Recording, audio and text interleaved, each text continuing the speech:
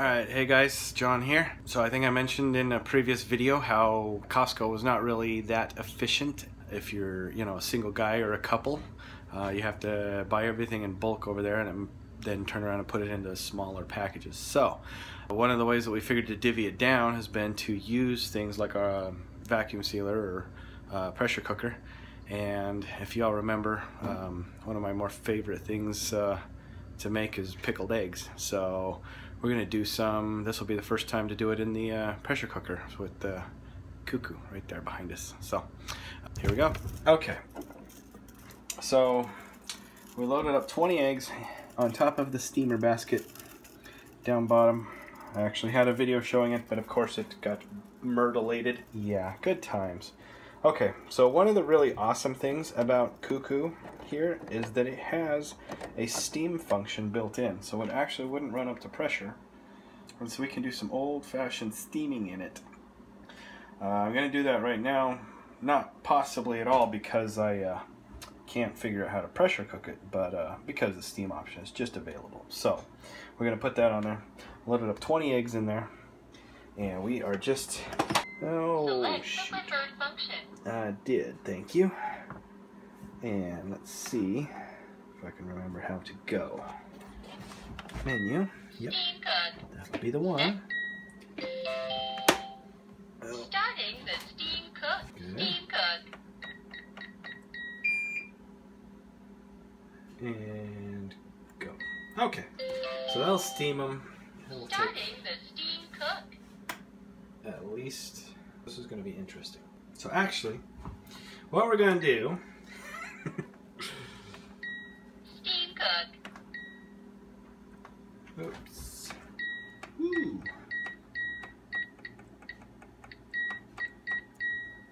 I go 30 stinking long minutes and hit go.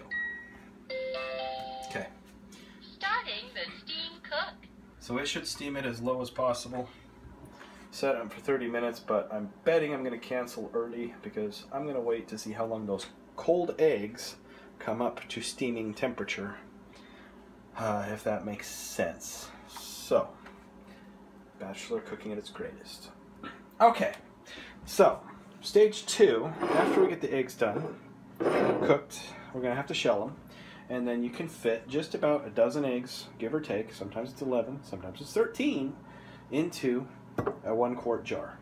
We recommend the wide mouth simply because our big fat hands do not fit in there anymore. Alright, so here's the very exacting recipe. Are you ready? Follow these directions very closely. I mean very closely.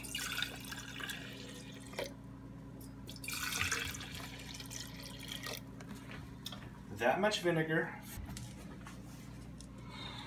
your favorite salt. You don't have to use this stuff, but it's coarse and it is hard to dissolve, so it's really good in our liquids like our long cooking soups and stuff.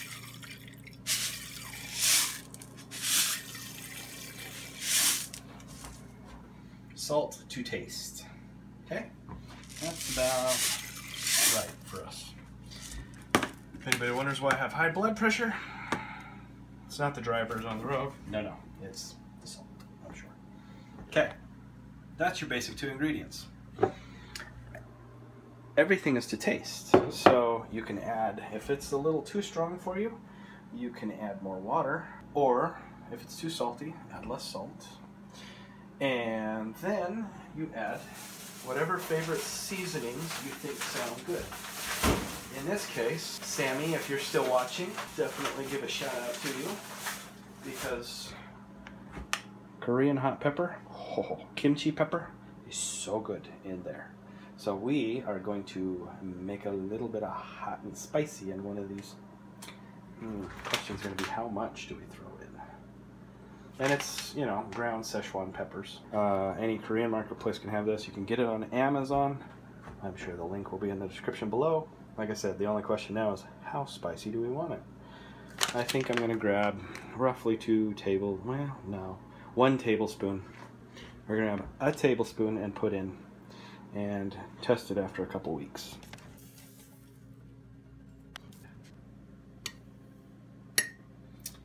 That should be plenty.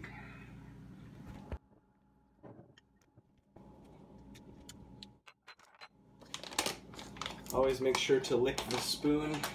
See just how hot it's going to end up. This one's going to have a little bite. It's actually not that bad. If it wasn't all written in Korean, I could tell you about it, but...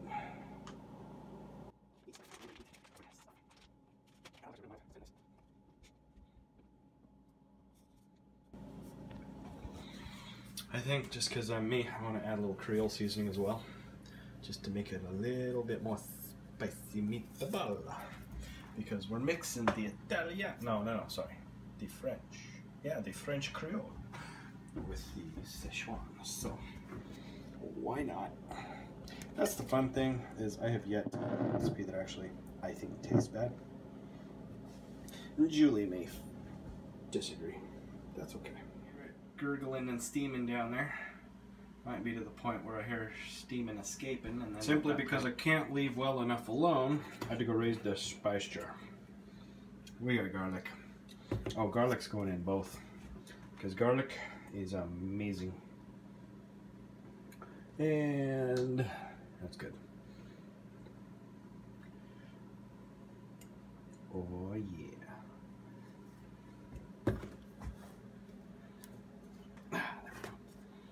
Humidity does make the, ooh, that's smelly garlic. That's good smelly garlic. And some onions. Oh, come on, I'm gonna have more onions than that.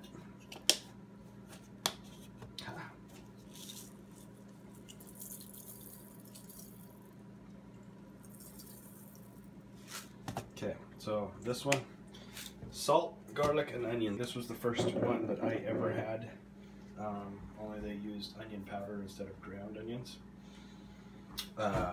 Bought it at the local convenience store in my hometown at like 16 years old.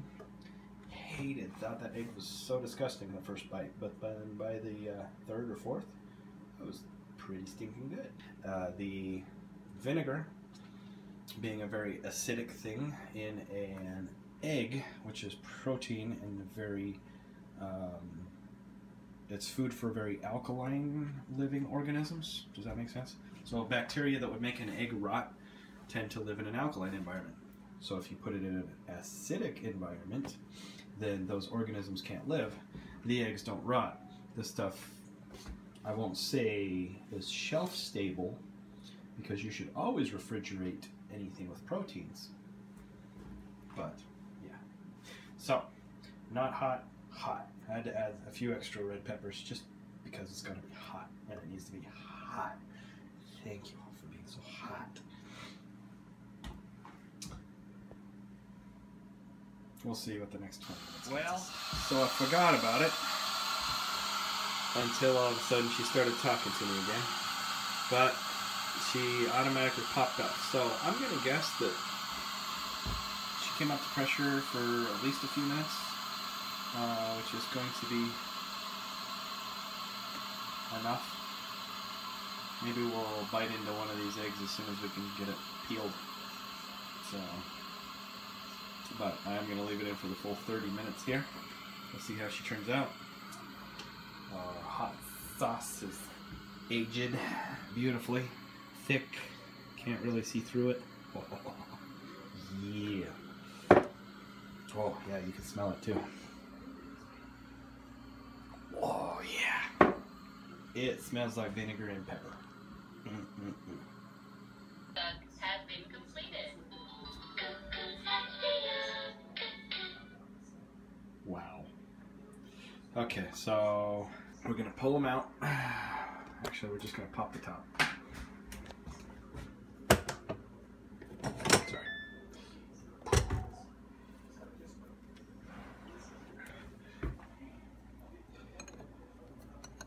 This would be one of the least cooked ones if there was one to be had.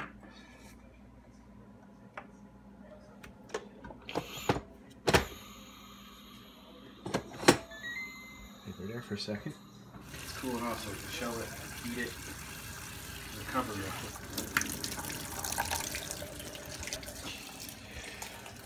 So I discovered while researching that The electric pressure cookers are not quite as powerful as like a stovetop pressure cooker. You guys have seen our old one, the one that runs on a stovetop. Those things, like a gas heater with a good electric burner, will heat up a lot faster. I'm not really sure how long it takes for that one to come up to temperature on steam, so that's why I'm a little nervous. Alright, let's see if it's cool enough to touch. Yes. Haha! Sweet. Alright. Grab me a plate. A yogurt container. Cool it back off.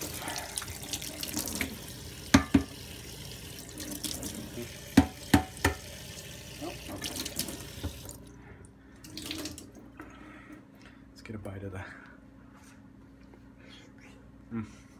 yolk is hot. Okay, so we do have a cooked yolk. It's not jelly, so we're good. 30 minutes on the steam function in that cuckoo. Seems to be just perfect. Where's the salt? Ooh, seasoned salt. We should have put that in there. Yeah. Hot. Still hot. From the outside. All right. Since that's the case, we're gonna unlock. Beautiful.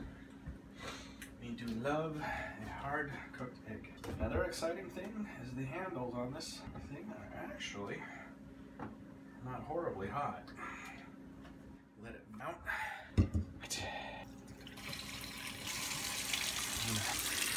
gonna turn it on full bore cold. Cool these puppies off as quick as we can. Okay, I wanted to show a couple little tricks I remembered. Peeling these eggs, especially after steaming them, the egg pulls away from the membrane, so it's really easy to get the membrane out. Okay, so there's the 2 eggs that are left. So, I'm going to take the egg, I'm going to smash it down on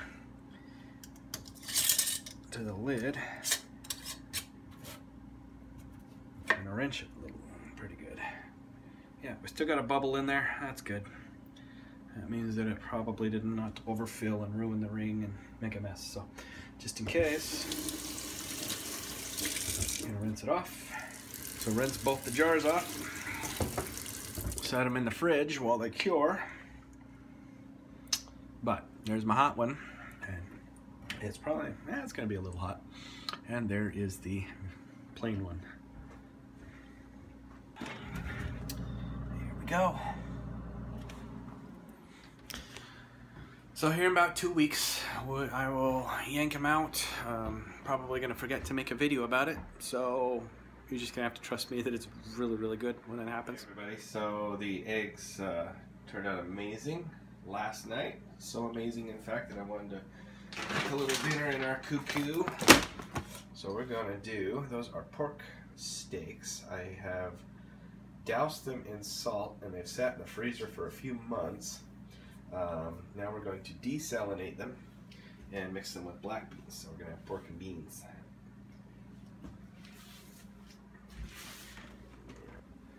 Now it is pretty early Sunday morning, but I wanted to do this so that I can drop it in right before I go to church, and then it would be ready by the time we got back. So I'm actually going to soak them a little early. And what's going to happen is there's so much salt from these steaks that it would over-salinate the beans.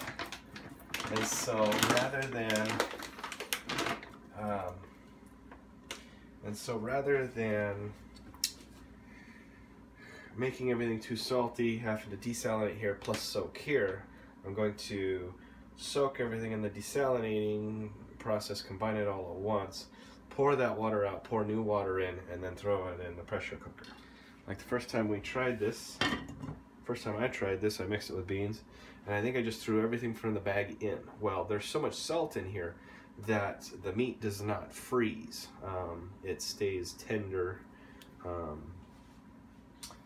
And so I want a pretty fair bit of water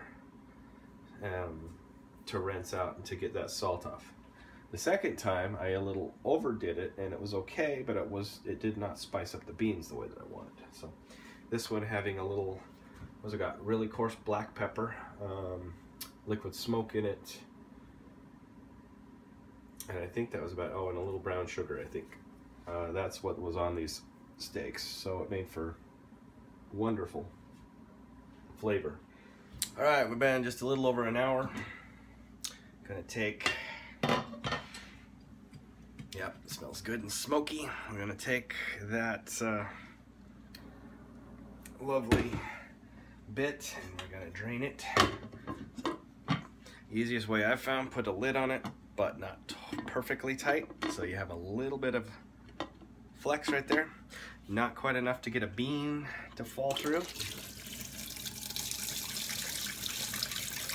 And pour slowly out. And then for this one, I am gonna use the filtered water. Spearmint. All right, let's see if we can get that in there. Do you see it? Do you see it? Yeah, it's right there. So, I think these are still gonna be a little bit salty. Not unlike myself. At this point, I guess I would say better to let it. Keep warm has been canceled. That's good. Select the preferred function. Yes, ma'am. Let's do Steam cook. the next Set one the over. cooking. Slow cook. Set the cooking time and heating level with selection button minus or plus and heat button. Then press the cook button. The fun thing about this, 8 hours from now, so it's almost 10, that would be 6 o'clock tonight. I don't actually need to be, oh, here's the heat time button. Level 1. Setting mode for cooking heating level. There's 6, that would be a hot one.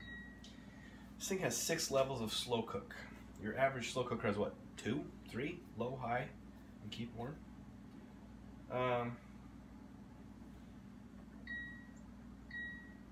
Setting mode for Let's do it at level 1. And that way, I should be back in,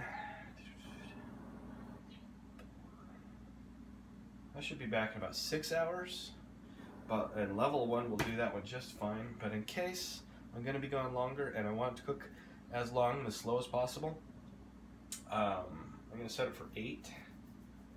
And that way, if I am out later partying it up with them other computer techie nerds, not unlike myself, then that way I could get back. In fact, I'm going to actually turn it up. Let's go to 10 hours, just in case. Because you can always cancel at any time. So easy. It's so wonderful. And we're start. Or go. Cook. That would be it. starting the slow cook. Starting the slow cook. Okay. 10.5 hours, we'll be done with beans. I'm gonna end right here though, because I just don't have time to take more videos and I'm going to be very hungry. So go check out Cuckoo, the Korean company. I've been impressed. It makes nice smaller sized meals and seems to be perfect for if you are bulk shopping at Costco. You can still save money even being a smaller family.